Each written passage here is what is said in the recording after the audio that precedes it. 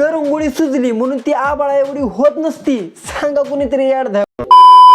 भारतात फिरतोय हत्ती आणि दुबई मध्ये फिरतोय हत्तीचा पिल्लू. हॅशटॅग ट्रिपल जेव्हापासून भावाच्या गांडीखाली पैसा आलाय तेव्हापासून भाऊ इतका माज लगत करायला लागलाय की भाऊ सगळ्यांना असं खालचं समजायला लागला. अरे प्रत्येक भाऊ माणसामध्ये माज असावा पण माणूस माज दुर्डा नसावा, नाहीतर त्याचा माज कसा आणि कवा जिरल सांगताच येत नाही.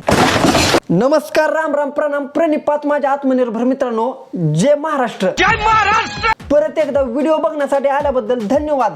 फक्त व्हिडिओ शेवटपर्यंत बघा. कसं आहे ना मित्रांनो, तुम्ही द्याच 2-4 शिव्या, कारण प्रत्येक वेळेस म्हणतोय मी कन्सिस्टंट व्हिडिओ टाकन, पण फक्त म्हणतोय टाकत काय नाही.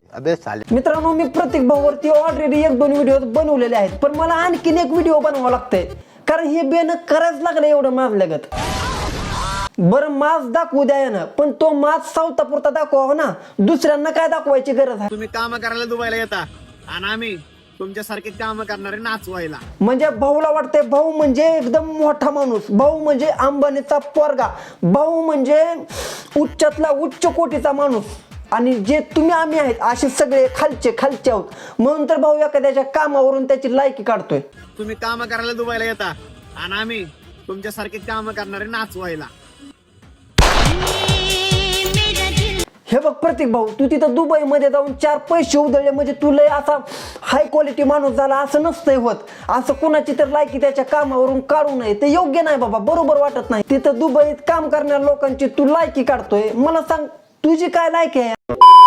इंस्टाग्राम वरती तो अगोदर काय करत होता? मुजराच करत होता की नाचकामच करत होता ना? अरे इतक्या लवकर विसरून आपल्या पाशला भाऊ. असं गाणं म्हणू नको पुन्हा पुन्हा तुझ्या